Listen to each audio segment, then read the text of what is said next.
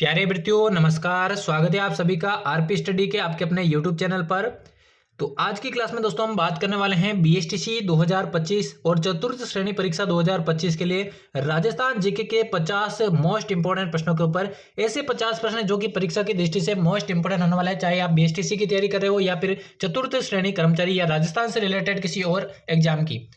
तो आज की क्लास को आप सभी को एंड तक वॉच करना है। तो बिना किसी देर के आज के महत्वपूर्ण प्रश्नों की क्लास को शुरू करते हैं। पहला प्रश्न आपसे पूछा गया है, केसर बाग की छतरियां कहां पर स्थित है? ऑप्शन है अजमेर, धौलपुर, भरतपुर या फिर बूंदी। सभी विद्यार्थियों को कमेंट बॉक्स में आंसर बताना है इसका। केसर बाग की छतरियां जो है राजस्थान में कौन से जिले के अंदर स्थित है? तो बात करें राइट आंसर की, केसर बाग की छतरियां आपके बूंदी के अंदर स्थित है। चौथा ऑप्शन जिसने भी सही किया उन सभी का बिल्कुल करेक्ट आंसर हो जाएगा। अगला प्रश्न देखिए, अगला पूछा गया राजस्थान का सबसे निकट बंदरगाह कौन सा है? कांडला, विशाखापट्टनम, हल्दिया या फिर कोलकाता। जल्दी से सभी इसका आंसर बताइए, कौन सा ऑप्शन करेक्ट आंसर हो जाएगा। राजस्थान का सबसे निकट बंदरगाह इनमें से कौन सा है? करेक्ट आंसर बताइए। तो राइट आंसर की बात करें, राजस्थान का सबसे निकट बंदरगाह हो जाएगा दोस्तों गुजरात का कांडला बंदरगाह। पहला ऑप्शन इस प्रश्न का बिल्कुल करेक्ट आंसर हो जाएगा। चलिए अगला प्रश्न देखिए, अगला प्रश्न पूछा गया विश्व का सर्वश्रेष्ठ लिग्नाइट कहां पर पाया जाता है? जोधपुर, भैंसलाना, पलाना या फिर जालोर। जल्दी से करेक्ट आंसर बताइए इस प्रश्न का। विश्व का सर्वश्रेष्ठ लिग्नाइट कहां पर पाया जाता है, यही आपसे पूछा गया है, तो जल्दी से आंसर बताइए। तो विश्व का जो सर्वश्रेष्ठ लिग्नाइट है वो आपके देखिए पलाना के अंदर पाया जाता है। ये पलाना आपके बीकानेर के अंदर स्थित है, ये भी आपको ध्यान में रखना है। चलिए अगला प्रश्न देखिए, अगला पूछा गया अग्नि नृत्य किस संप्रदाय द्वारा किया जाता है? जसनाती, दादूपंथी, कबीरपंथी या फिर बिश्नोई। करेक्ट आंसर बताइए इसका क्या हो जाएगा। अग्नि नृत्य कौन से संप्रदाय द्वारा किया जाता है, यही आप सभी से पूछा गया है। तो राइट आंसर की बात करें, अग्नि नृत्य देखिए आपके जसनाती संप्रदाय द्वारा किया जाता है, यानी कि पहला ऑप्शन इस प्रश्न का बिल्कुल करेक्ट आंसर हो जाएगा। सभी को साथ साथ में आंसर बताते रहना है जिससे आपको अपनी तैयारी का पता चल सके। अगला प्रश्न देखिए पूछा गया है, किस दिन लीलंटास पक्षी का दिखना शुभ माना जाता है? नवरात्रा, दीपावली, दशहरा या फिर होली। करेक्ट आंसर सभी को इसका बताना है। कौन से अवसर पर लीलंटास पक्षी का दिखना शुभ माना जाता है, यही आप सभी से पूछा गया, एग्जाम में काफी बार प्रश्न पूछा गया है। तो कौन सा ऑप्शन इस प्रश्न का करेक्ट आंसर हो जाएगा? तो राइट आंसर की बात करें देखिए, दशहरे के दिवस पर आपके लीलंटास पक्षी का दिखना शुभ माना जाता है, तो तीसरा ऑप्शन इसका बिल्कुल करेक्ट आंसर हो जाएगा। चलिए अगला प्रश्न देखिए, अगला पूछा गया बीजक की पहाड़ी कहां पर स्थित है? जोधपुर, कोटा, बैराट या फिर जयपुर। जल्दी से सभी इसका आंसर बताइए। जो बीजक की पहाड़ी है राजस्थान में कहां पर स्थित है, यही आप सभी से पूछा गया है, तो जल्दी से करेक्ट आंसर बताइए। तो बीजक की पहाड़ी के बारे में मैं बात करूं, ये दोस्तों आपके बैराट के अंदर स्थित है। तीसरा ऑप्शन इस प्रश्न का बिल्कुल करेक्ट आंसर हो जाएगा। चलिए अगला प्रश्न देखिए, अगला पूछा गया बाल समंद झील कहां पर स्थित है? बूंदी, जैसलमेर, नागौर या फिर जोधपुर। जल्दी से करेक्ट आंसर बताइए इसका। बाल समंद झील राजस्थान में कहां पर स्थित है, यही आप सभी से पूछा गया है, तो जल्दी से सभी विद्यार्थी इस प्रश्न का आंसर बताइए। सभी को कमेंट बॉक्स में आंसर बताते रहना है साथ साथ में। तो बाल समंद झील की बात करूं, ये स्थित है दोस्तों आपके जोधपुर जिले में, यानी कि चौथा ऑप्शन जिसने भी सही किया उन सभी का बिल्कुल करेक्ट आंसर हो जाएगा। अगला प्रश्न देखिए पूछा गया राजस्थान का वह राष्ट्रीय उद्यान जो एशिया में पक्षियों का सबसे बड़ा प्रजनन क्षेत्र माना जाता है, तो कौन सा हो जाएगा? केवलादेव, सरिस्का, रणथंभौर या फिर सज्जनगढ़। तो जल्दी से करेक्ट आंसर बताइए इसका। राजस्थान का ऐसा कौन सा राष्ट्रीय उद्यान है जो एशिया में पक्षियों का सबसे बड़ा प्रजनन क्षेत्र माना जाता है, तो कौन सा राष्ट्रीय उद्यान हो जाएगा? जल्दी से करेक्ट आंसर बताइए। तो राइट आंसर की बात करें केवलादेव राष्ट्रीय उद्यान, यानी पहला ऑप्शन इस प्रश्न का करेक्ट आंसर हो जाएगा। चलिए अगला प्रश्न देखिए, अगला पूछा गया जवाहर सागर बांध किस जिले में स्थित है? जैसलमेर, गंगानगर, सिरोही या फिर कोटा। जल्दी से करेक्ट आंसर बताइए इसका। सभी को आंसर बताना, कोई भी पीछे नहीं रहेगा। जवाहर सागर बांध कौन से जिले में स्थित है? तो जवाहर सागर बांध की बात करूं, ये दोस्तों आपके चंबल नदी पर निर्मित है। चंबल नदी पर निर्मित है। और जिलों की बात करूं तो ये आपके कोटा जिले के अंदर स्थित है, यानी कि चौथा ऑप्शन जिसने भी सही किया उन सभी का यहाँ पर करेक्ट आंसर हो जाएगा। अगला प्रश्न देखिए पूछा गया निम्न में से मालानी नस्ल किसकी है? गाय की, घोड़े की, भैंस की या फिर बकरी की। जो मालानी नस्ल है इनमें से कौन से पशु की नस्ल मानी जाती है? तो एग्जाम में पूछा गया प्रश्न है, सभी को इसका आंसर बताना है। करेक्ट आंसर क्या हो जाएगा इसका? तो मालानी नस्ल की बात करूं, ये दोस्तों आपकी किसकी नस्ल? घोड़े की नस्ल मानी जाती है, यानी कि दूसरा ऑप्शन इसका बिल्कुल करेक्ट आंसर हो जाएगा। चलिए अगला प्रश्न देखिए, अगला प्रश्न पूछा गया मक्का अनुसंधान संस्थान कहां पर स्थित है? बीकानेर, बांसवाड़ा, सवाई माधोपुर या फिर अजमेर। इंपॉर्टेंट प्रश्न तो काफी बार एग्जाम में पूछा गया प्रश्न है, तो सभी को इसका आंसर बताना है। मक्का अनुसंधान संस्थान कहां पर स्थित है, यही आप सभी से पूछा गया है। तो राइट आंसर की बात करें मक्का अनुसंधान की पूछे, चाहे सोयाबीन अनुसंधान, चाहे चावल अनुसंधान की पूछे, ये सभी कहां पर स्थित है? बांसवाड़ा के अंदर स्थित है, तो दूसरा ऑप्शन इसका राइट आंसर हो जाएगा। अगला प्रश्न पूछा गया राजस्थान में नई वन नीति कब घोषित की गई? 2010, 2013, 2023 या फिर 2015? जल्दी से सभी इसका आंसर बताइए। राजस्थान के अंदर जो नई वन नीति है वो कब घोषित की गई थी, यही आपसे भी पूछा गया। तो प्रथम वन नीति 2010 में घोषित की गई, लेकिन यहाँ पर नई वन नीति के बारे में आपसे पूछा गया है। तो राजस्थान में नई वन नीति जो है आपके 2023 में घोषित की गई, यानी कि तीसरा ऑप्शन जिसने भी सही किया उन सभी का करेक्ट आंसर हो जाएगा। चलिए अगला प्रश्न देखिए। अगला पूछा गया है राजस्थान की मरुगंगा किसे कहा जाता है? बिसलपुर परियोजना, लूणी नदी, चंबल नदी या फिर इंदिरा गांधी नहर परियोजना? करेक्ट आंसर बताइए, जल्दी से करेक्ट आंसर बताइए, इसका क्या हो जाएगा? राजस्थान की मरुगंगा किसको कहा जाता है? तो राजस्थान की मरुगंगा के बारे में मैं बात करूं, ये दोस्तों इंदिरा गांधी नहर को कहा जाता है। चौथा ऑप्शन इसका बिल्कुल करेक्ट आंसर हो जाएगा। अगला प्रश्न देखिए। अगला पूछा गया ढोला मारू चित्र किस चित्रकला शैली में निर्मित है? किशनगढ़, मेवाड़ी, जोधपुर या फिर बूंदी? करेक्ट आंसर बताइए जल्दी से। ढोला मारू चित्र जो है कौन सी चित्रकला शैली में निर्मित है? तो राइट आंसर की बात करूं, ये निर्मित है देखिए कहां, किसमें? जोधपुरी शैली में, यानी कि तीसरा ऑप्शन इसका राइट आंसर हो जाएगा। अगला प्रश्न देखिए पूछा गया फतेहपुर सीकरी में अकबर से भेंट करने वाले संत कौन थे? नानक देव, दादू दयाल, रामदेव जी या फिर निम्बार्क जी? करेक्ट आंसर बताइए जल्दी से। फतेहपुर सीकरी के अंदर अकबर से भेंट करने वाले संत इनमें से कौन थे, यही आपसे पूछा गया है। तो राइट आंसर की बात करें, अकबर से भेंट करने वाले संत हो जाएंगे आपके दादू दयाल। दूसरा ऑप्शन इसका करेक्ट आंसर हो जाएगा। अगला पूछा गया भारत सरकार की ओर से घोषित एकमात्र आदिम जनजाति कौन सी है? गरासिया, भील, सहरिया या फिर मीणा? जल्दी से करेक्ट आंसर बताइए। भारत सरकार की ओर से एकमात्र आदिम जनजाति घोषित कौन सी जनजाति है, यही आपसे पूछा गया है। क्लास को बिल्कुल भी मिस नहीं करना, एंड तक वॉच करना है, क्योंकि सारे के सारे प्रश्न मोस्ट इंपोर्टेंट है। तो वो हो जाएगी दोस्तों आपकी सहरिया जनजाति, यानी तीसरा ऑप्शन जिसने भी सही किया उन सभी का करेक्ट आंसर हो जाएगा। अगला देखिए। अगला पूछा गया स्वतंत्रता से पूर्व राजस्थान में रियासतें थी? 23, 19, 17 या फिर 21? करेक्ट आंसर बताइए इसका। स्वतंत्रता से पूर्व राजस्थान में टोटल कितनी रियासतें थी, यही आपसे पूछा गया है। तो राजस्थान में स्वतंत्रता से पूर्व टोटल रियासतें 19 रियासतें थी, यानी कि दूसरा ऑप्शन इसका करेक्ट आंसर हो जाएगा। अगला देखिए। अगला पूछा गया राजस्थान साहित्य अकादमी कहां पर स्थित है? जोधपुर, उदयपुर, जयपुर या फिर बीकानेर? जल्दी से करेक्ट आंसर बताइए। राजस्थान साहित्य अकादमी कहां पर स्थित है, यही आपसे पूछा गया है। तो राजस्थान साहित्य अकादमी की बात करूं, ये स्थित है आपके उदयपुर के अंदर। दूसरा ऑप्शन इस प्रश्न का करेक्ट आंसर हो जाएगा। चलिए अगला प्रश्न देखिए। अगला पूछा गया मारवाड़ का अमृत सरोवर कौन सा बांध कहलाता है? बिसलपुर, माही बजार सागर, जवई बांध या फिर मेजा बांध? सभी को करेक्ट आंसर कमेंट बॉक्स में बताना है।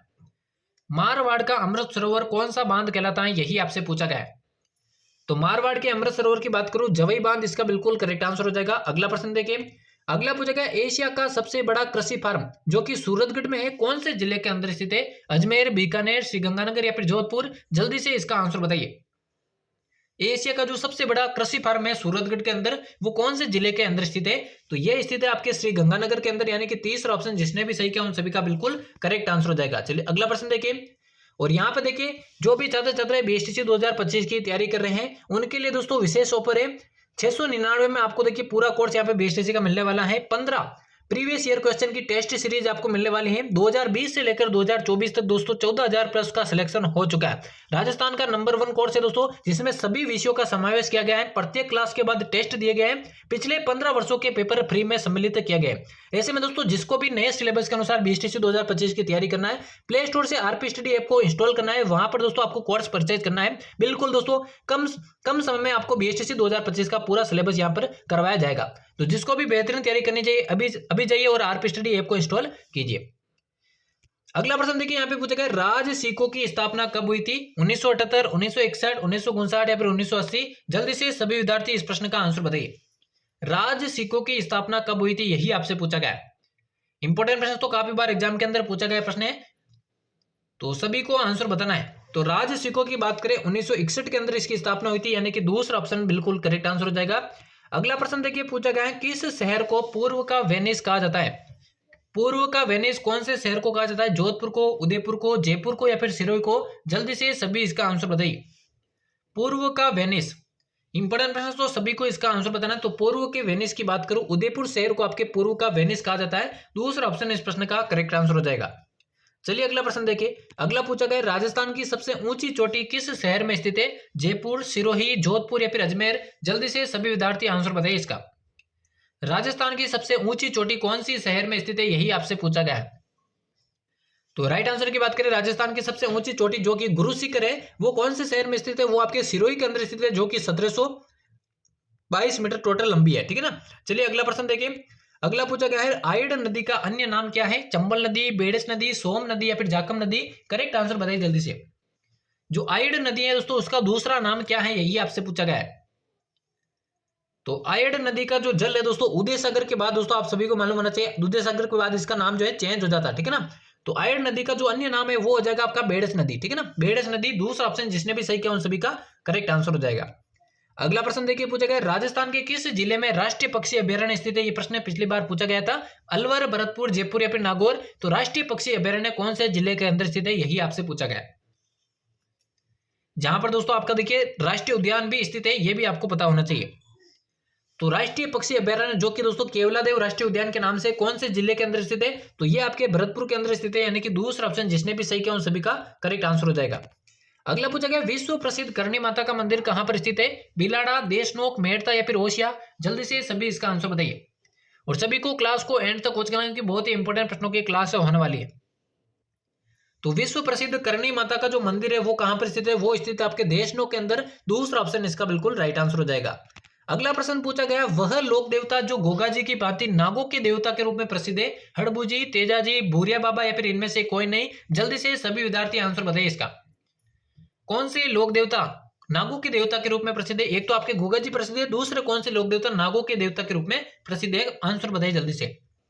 तो नागों के देवता के रूप में तेजाजी भी प्रसिद्ध है, यानी कि दूसरा ऑप्शन इसका करेक्ट आंसर हो जाएगा। अगला प्रश्न देखिए, पूछा गया आदिवासियों का कुंभ कौन से मेले को कहा जाता है? हड़बूजी का मेला, जीण माता का मेला, बेणेश्वर मेला या फिर कैला देवी मेला? जल्दी से सभी विद्यार्थी इस प्रश्न का आंसर बताइए। आदिवासियों का कुंभ कौन से मेले को कहा जाता है, यही आपसे पूछा गया है। तो जल्दी से सभी विद्यार्थी इसका आंसर बताइए। तो आदिवासियों का जो कुंभ है वो आपके बेणेश्वर मेले को कहा जाता है, यानी कि तीसरा ऑप्शन इस प्रश्न का करेक्ट आंसर हो जाएगा। अगला प्रश्न पूछा गया, राजस्थान का प्रथम वस्त्र उद्योग कहां स्थापित हुआ था? भीलवाड़ा में, उदयपुर में, गंगानगर में या फिर ब्यावर में? जल्दी से सभी इसका आंसर बताइए। राजस्थान का प्रथम वस्त्र उद्योग कहां पर स्थापित हुआ? तो राइट आंसर की बात करें, राजस्थान का प्रथम वस्त्र उद्योग आपके भीलवाड़ा में स्थापित, सॉरी भीलवाड़ा के अंदर नहीं बल्कि ब्यावर में स्थापित होता। पहला वस्त्र उद्योग कहां पर स्थापित हुआ था? ब्यावर के अंदर। तो चौथा ऑप्शन इसका करेक्ट आंसर हो जाएगा।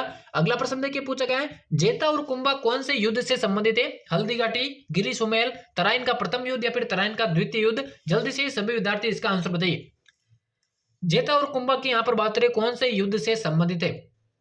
तो ये दोनों ही देखिए आपके गिरी सुमेल युद्ध से संबंधित है, जो कि 1544 में हुआ था शेरशाह सूरी के विरुद्ध। तो दूसरा ऑप्शन करेक्ट आंसर हो जाएगा। अगला देखिए, अगला पूछा गया पद्मश्री प्राप्त कृपाल सिंह शेखावत का संबंध किससे है? उस्तकला से, ब्लू पोट्री से, मांडना से या फिर दाबू प्रिंट से? जल्दी से सभी विद्यार्थी इसका आंसर बताइए। पद्मश्री प्राप्त कृपाल सिंह शेखावत का संबंध, तो इनका संबंध है दोस्तों आपके ब्लू पोट्री से, यानी कि दूसरा ऑप्शन इसका राइट आंसर हो जाएगा। अगला देखिए, अगला पूछा गया किस जिले की कागजी पोट्री प्रसिद्ध है? जयपुर की, बीकानेर की, अलवर की या फिर कोटा की? जल्दी से सभी इसका आंसर बताइए। कागजी पोट्री कौन से जिले की प्रसिद्ध है, यही आप सभी से पूछा गया है। तो सभी को आंसर बताना है। कागजी पोट्री की बात करूं ये आपके अलवर जिले की प्रसिद्ध है, यानी कि तीसरा ऑप्शन इसका राइट आंसर हो जाएगा। अगला प्रश्न देखिए, अगला पूछा गया है राजस्थान की अधिकांश वर्षा किन मानसूनी पवनों से होती है? पूर्वी हवाएं, दक्षिण पश्चिम हवाएं, पश्चिमी विक्षोभ या फिर इनमें से कोई नहीं? जल्दी से सभी इसका आंसर बताइए। राजस्थान की अधिकांश वर्षा कौन सी मानसूनी पवनों से होती है, यही आपसे पूछा गया है।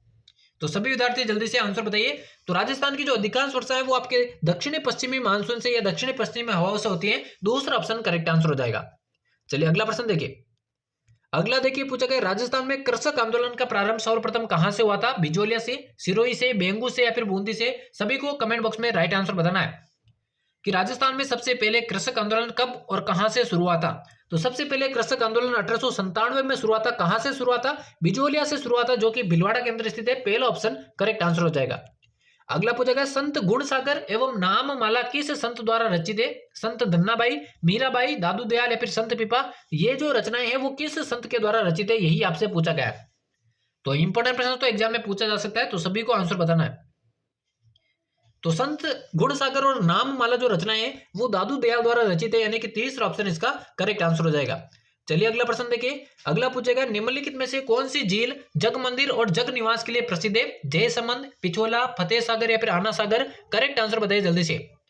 जग मंदिर और जग निवास के लिए कौन सी झील प्रसिद्ध है? एग्जाम में काफी बार पूछा गया प्रश्न है, तो सभी को इसका आंसर बताना है। कौन सा ऑप्शन बिल्कुल इसका करेक्ट आंसर हो जाएगा? तो जग मंदिर और जग निवास के लिए आपकी पिछोला झील प्रसिद्ध है, जो कि उदयपुर के अंदर स्थित है। दूसरा ऑप्शन करेक्ट आंसर हो जाएगा। अगला पूछा गया मरुस्थल का प्रवेश द्वार किस शहर को कहा जाता है? जोधपुर को, बीकानेर को, जैसलमेर को या फिर बाड़मेर को? जल्दी से सभी इसका आंसर बताइए। मरुस्थल का प्रवेश द्वार किस शहर को कहा जाता है, यही आपसे पूछा गया है। तो राइट आंसर की बात करें, मरुस्थल का जो प्रवेश द्वार है किस शहर को कहा जाता है? तो जोधपुर को कहा जाता है। पहला ऑप्शन करेक्ट आंसर हो जाएगा। अगला देखिए पूछा गया नसीराबाद की छावनी कब स्थापित की गई थी? जो नसीराबाद छावनी है इसकी स्थापना कब की गई? 1845, 1840, 1818 या फिर 1857? जल्दी से सभी इसका आंसर बताइए। नसीराबाद छावनी की स्थापना कब की गई, यही आपसे पूछा गया है।